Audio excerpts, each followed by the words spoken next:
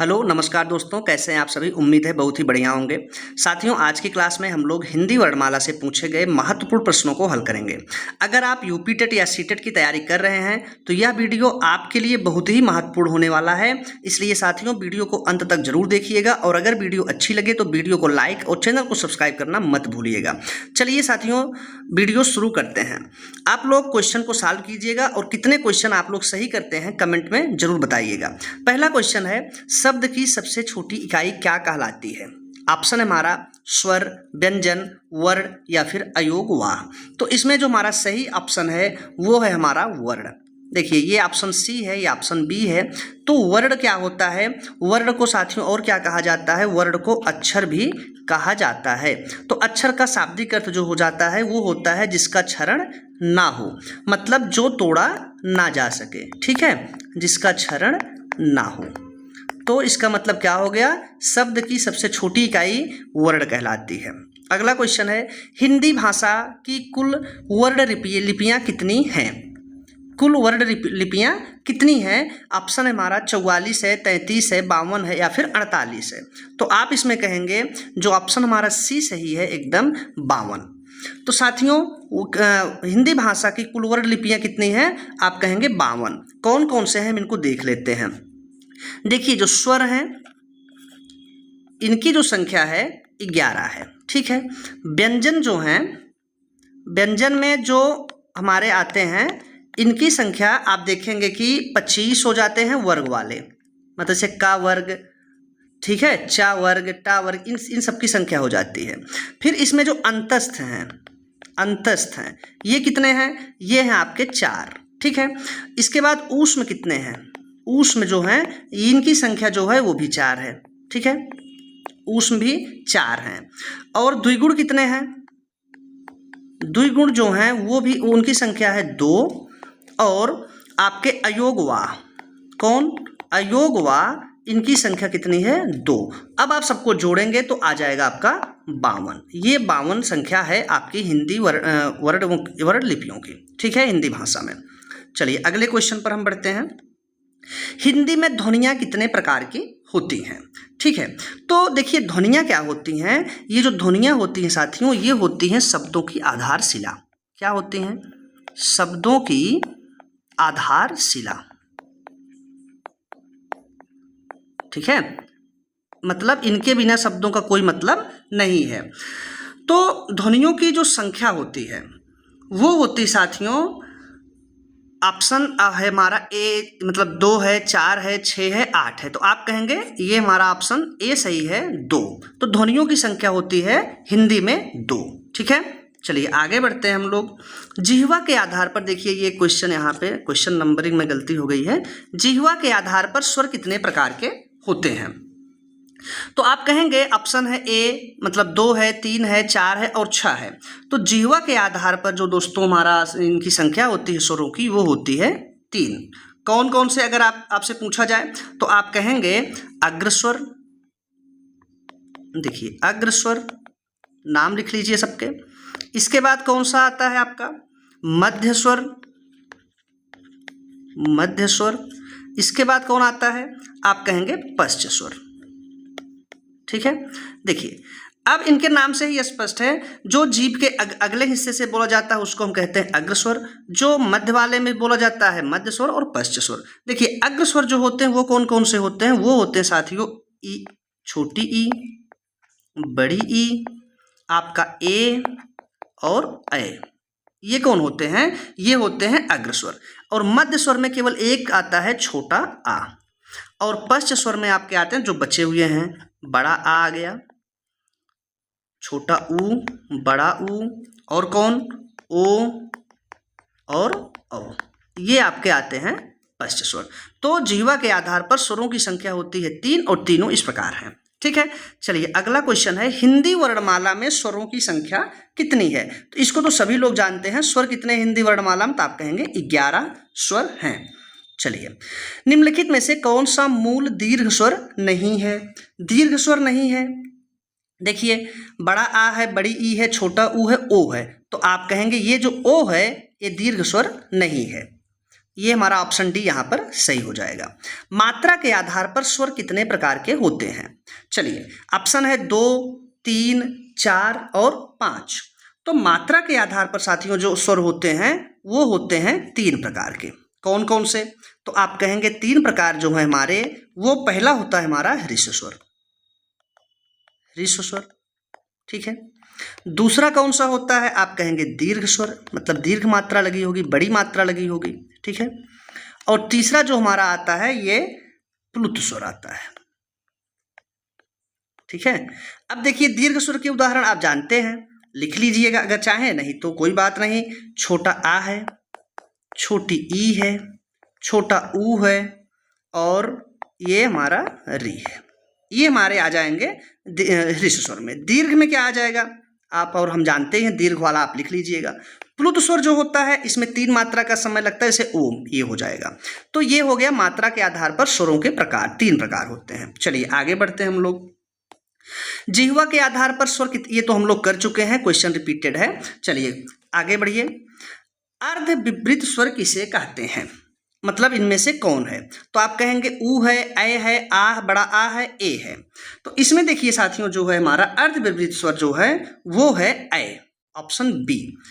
अर्ध विवृत स्वर में होता क्या है? उच्चारण में मुख द्वारा जो है वो हवा जो है, मुख जो होता है वो आधा खुलता है, मुख द्वार का आधा खुलना। आप लिख लीजिए, उच्चारण में मुख द्वार का आधा खुलना।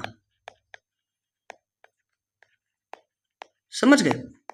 तो ऐसा जब होता है तो उस स्वर को हम क्या कहेंगे? अर्ध विवृत स्वर कहते हैं। जिसमें आता कौन कौन सा है, इसमें उदाहरण कौन कौन से आते हैं? ये है हमारे, आपका आ है, छोटा आ है, ए है और औ है,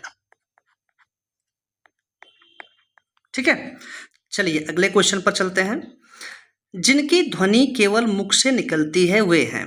ऑप्शन है वृत्ताकार स्वर, समृद्ध स्वर, अनुनासिक स्वर और निरनुनासिक स्वर। तो आप इसमें कहेंगे साथियों, इसमें जो ऑप्शन हमारा सही हो जाएगा वो हो जाएगा समृद्ध स्वर। ऑप्शन बी हमारा बिल्कुल सही है। देखिए मुख के आधार पर, मुख के खुलने के आधार पर अगर हम स्वरों की बात करें तो ये 4 प्रकार के होते हैं। इनका नाम क्या क्या होता है? पहला है विवृत,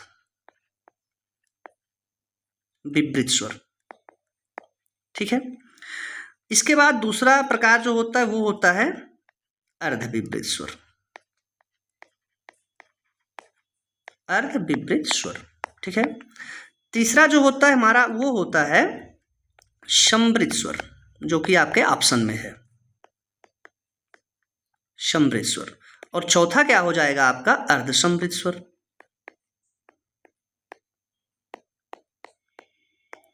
अब देखिए क्या होता है, इसको हम समझ लेते हैं। विवृत स्वर जो होता है इसमें मुंह हमारा जो होता है वो खुला होता है, मतलब पूरा खुला होता है। अर्धविवृत स्वर में क्या होता है? आधा खुला आधा बंद, ठीक है। समृद्ध स्वर में क्या होता है साथियों? समृद्ध मतलब बंद, मुंह क्या होगा इसमें? बंद होगा, और इसमें क्या होगा? आधा बंद या आधा खुला, ठीक है।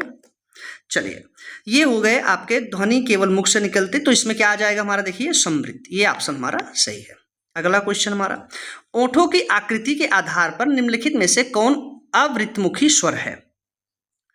ओठों के आकृति के आधार पर, तो इसमें जो है ऑप्शन है छोटा ई है, बड़ा ऊ है, ओ है और छोटा ऊ है। तो ऑप्शन जो हमारा सही है साथियों वो है ऑप्शन ए। देखिए होठों के आधार पर जो आवृतमुखी है, ये देखिए कैसे हम इसको समझते हैं। इसको हम 2 प्रकार से बांटेंगे। होठों के आधार पर जो स्वरों को हम बांटते हैं तो इनको 2 प्रकार से बांटते हैं। एक होता है हमारा वृत्ताकार, मतलब उन स्वरों को बोलने में होठ की जो हमारी आकृति बनती है वो पूरा गोल बनती है। जैसे उसमें आते कौन कौन से हैं, तो आप कहेंगे, बोल करके देख लीजिए, चाहे छोटा ऊ, बड़ा ऊ, ओ। आप देखिए इनको बोलने पर आपके होंठ की जो आकृति है ना वो पूरी क्या हो जाती है? ओ। और एक हमारा एक जो नया शब्द वर्ड है ए ओ, ये भी मान लीजिए इसमें आ जाता है वृत्ताकार में, ठीक है। और दूसरा जो होता है हमारा वो होता है अवृत्ताकार। क्या होता है? अवृत्ताकार मतलब इन स्वरों को बोलने से होंठ जो होते हैं हमारे वो गोल ना होकर के चपटे मतलब चपटे होते हैं। इनमें कौन कौन से स्वर आते हैं? इनमें आते हैं साथियों छोटा आ, बड़ा आ, छोटी ई, बड़ी ई और ए और ए, ये स्वर आते हैं। तो होठों की आकृति के आधार पर स्वर को हम कितने भाग बांटे? दो भाग में, वृत्ताकार, अवृत्ताकार। वृत्ताकार में होंठ जो है गोल पूरा गोल होता है और अवृत्ताकार में चपटा होता है। क्लियर? चलिए, तो यहाँ पे पूछा क्या गया था? अवृत्तमुखी मतलब अवृत्ताकार, तो छोटी ई हमारा ऑप्शन सही है। अगले क्वेश्चन पर हम चलते हैं। निम्न में ओष्ठ वर्ण कौन सा है? ठीक है, ओष्ठ वर्ण कौन सा है? तो आप कहेंगे छोटा आ है, बड़ा आ है, छोटी ई है, छोटा ऊ है। तो इसमें जो है होस्ट जो है हमारा क्या हो जाता है? छोटा ऊ। ठीक है, ओष्ठ में कौन कौन से वर्ण आते हैं साथियों? तो आप कहेंगे जो पा वर्ग है, मतलब पा से लेकर के मा तक, पा वर्ग के सभी वर्ण और आपका छोटा ऊ और बड़ा ऊ, ये क्या है? ओष्ठ है। ठीक है, होंठ की मदद से ये बोले जाते हैं। चलिए अगले क्वेश्चन पर बढ़ते हैं। किस शब्द में री स्वर नहीं है? चलिए आप लोग बताइए इसको। कृपा है, कृष्ण है, दृष्टि है, आज है, तो इसमें री स्वर नहीं है। ऑप्शन डी हमारा सही हो गया। निम्नलिखित में से कौन से शब्द में अनुनासिकता नहीं है? अनुनासिकता मतलब अनुनासिक स्वर नहीं, एक तरीके से समझिए। तो देखिए अनुनासिक क्या होते हैं? अनुनासिकता क्या होती है? ऐसे वर्ण जिनको बोलते समय हवा जो होती है, हवा मुंह के साथ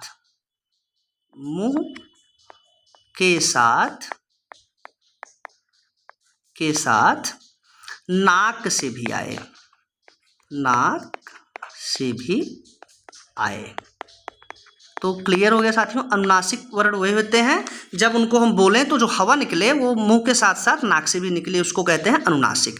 तो इसमें पढ़िए आप किस में ऐसा हो रहा है? तो आप कहेंगे चारपाई को बोलते समय ऐसा कुछ नहीं हो रहा है, तो चारपाई ऑप्शन हमारा डी सही है। ठीक है, हिंदी वर्णमाला में व्यंजनों की संख्या कितनी है? 32 है, 34 है, 33 है, 36 है। यहाँ देखिए 36 और 33 में बिल्कुल कंफ्यूज नहीं होना हमको, हमारा ऑप्शन सी एकदम सही है, 33। 33 वर्ण जो हैं व्यंजनों की संख्या वर्णमाला में है। क्लियर? देखिए कौन कौन से हैं, अभी हम पीछे देखे भी थे, फिर से एक बार देख लेते हैं। सभी वर्ग जो हैं हमारे, जैसे का वर्ग, चा वर्ग, टा वर्ग, पा वर्ग, ये सभी मिलाकर के कितने हो गए आपके? एक वर्ग में 5 अक्षर, तो 5 × 5 ये कितने हो जाते हैं? 25। ठीक है, इसके बाद अंतस्थ जो होते हैं, अंतस्थ कौन कौन होते हैं? तो आप कहेंगे इनकी संख्या कितनी है? 4 है। 4 कौन कौन से देख लीजिए आप एक बार, या, रा, ला और वा, ये जो हैं ये अंतस्थ हैं। ठीक है, इसके बाद ऊष्म आते हैं। ऊष्म व्यंजन जो होते हैं ये कितने हैं? इनकी संख्या भी साथियों कितनी है? 4 है। ये कौन से हैं? तो आप कहेंगे सा, और ये खटकोण वाला सा है, फिर छोटा सा है और हा है। ये 4 जो हैं ऊष्म हैं। तो अब जोड़ेंगे अगर हम इनको, तो आ जाता है हमारा कितना? 33। ठीक है, तो ये टोटल हो गया हमारा, व्यंजनों की संख्या जो है वो 33 है। अब देखिए साथियों इसमें कुछ संयुक्त व्यंजन आप यहीं पर देख लीजिए। संयुक्त व्यंजन कौन होते हैं? जो 2 व्यंजनों से मिलकर के बनते हैं, ये पूछा गया है। संयुक्त व्यंजन कौन है? पहला तो हमारा हो गया आपका छ। देखिए छ किससे मिलकर बना है? तो आप कहेंगे छ जो है साथियों वो मिलकर के बना है का और सा से। इसके बाद त्रा है और ज्ञा है। ये दोनों व्यंजन किससे मिलकर बने, इसको आप लोग कमेंट में बताइएगा। ठीक है, और जो है हमारा 2 व्यंजन और कौन कौन से हैं? द्विगुण,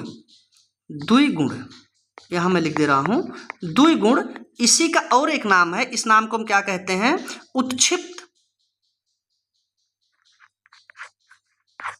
उत्क्षिप्त, या फिर इसी को हम नामित भी कहते हैं।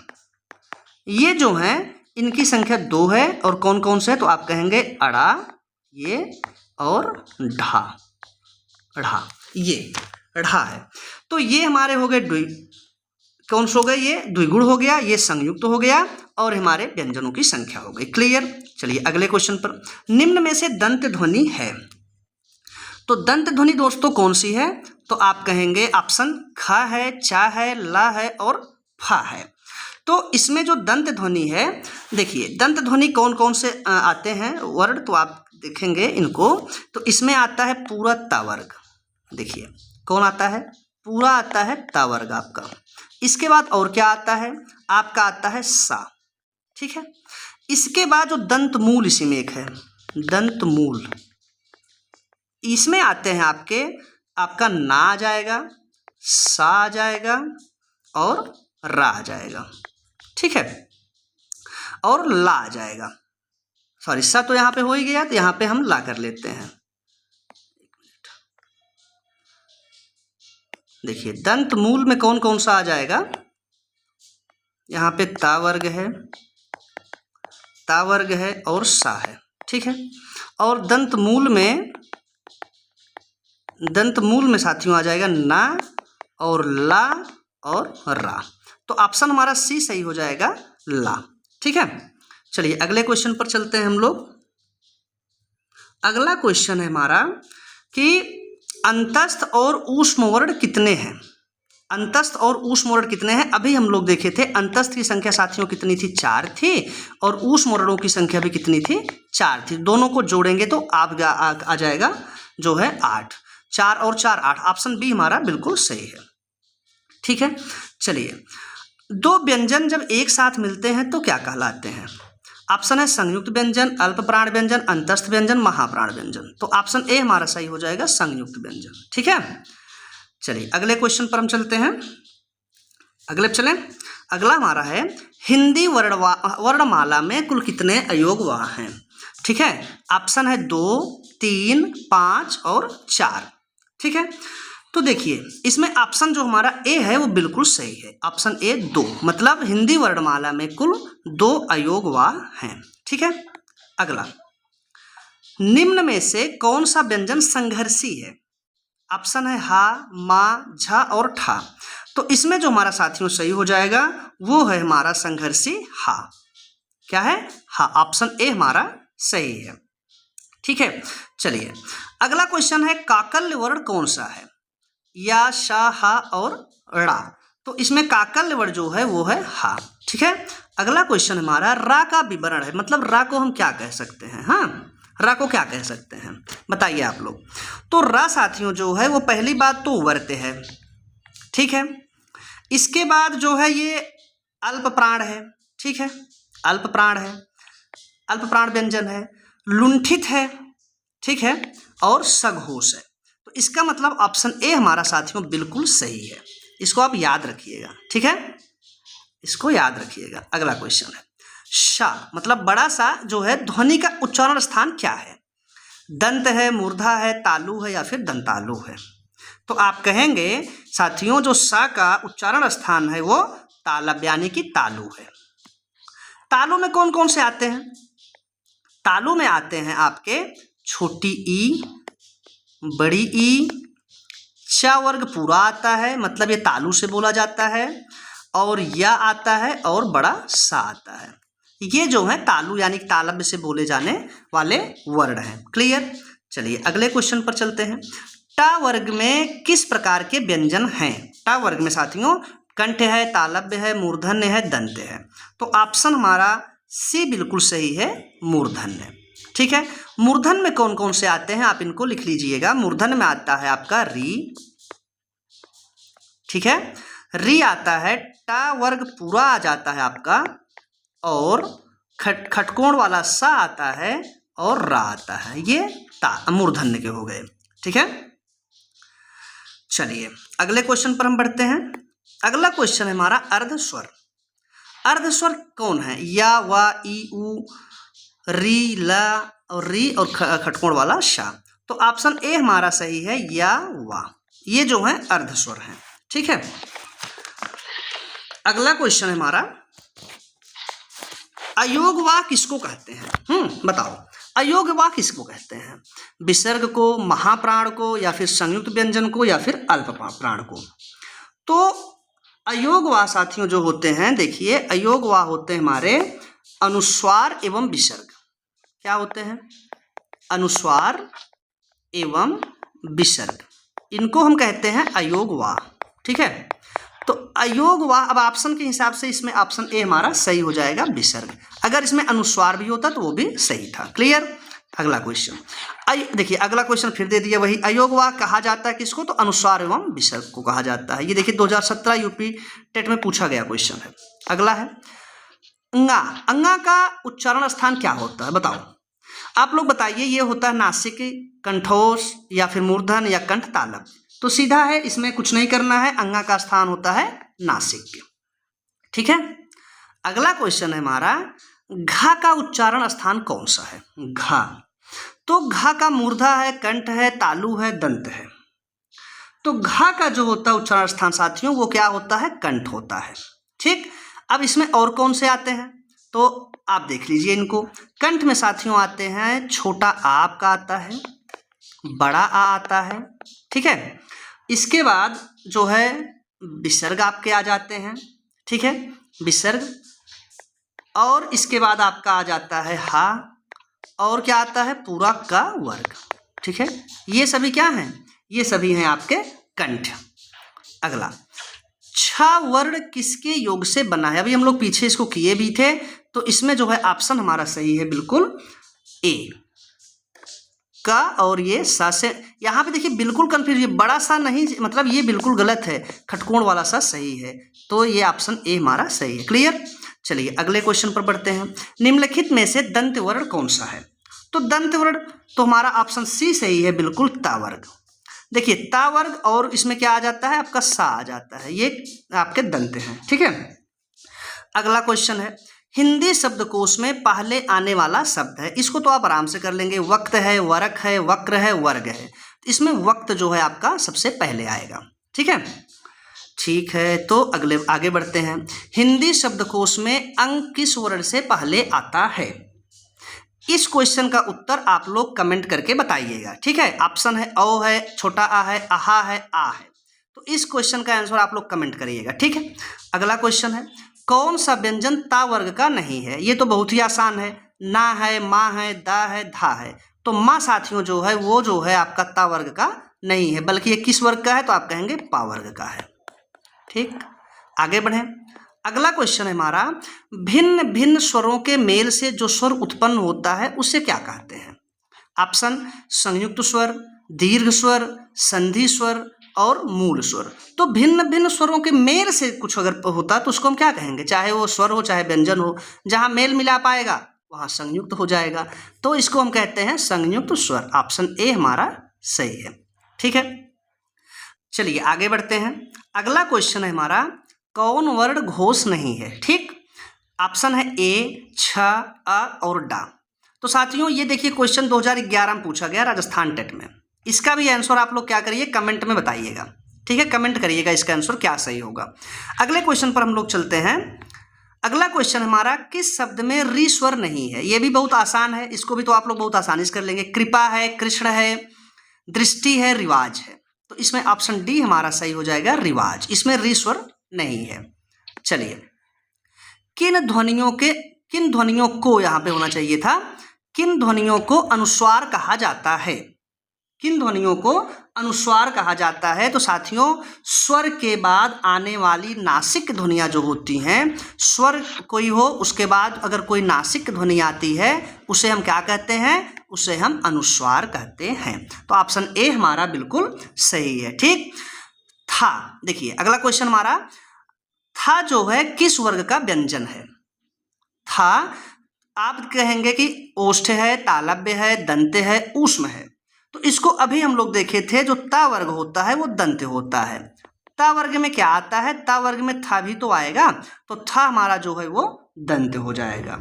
चलिए अगला क्वेश्चन है हमारा, स्पर्श व्यंजन, कंठ ध्वनि, अघोष और महाप्राण ध्वनि कौन सी है। देखिए इसमें ऐसी कौन सी ध्वनि है जो स्पर्श व्यंजन है और कंठ है, अघोष है और महाप्राण है। तो साथियों इस क्वेश्चन का आंसर आप लोग कमेंट बॉक्स में कमेंट करिएगा, और अगर वीडियो अच्छा लगा हो तो वीडियो को लाइक, शेयर और चैनल को सब्सक्राइब करना मत भूलिएगा। वीडियो को देखने के लिए दोस्तों धन्यवाद। जय हिंद, वंदे मातरम।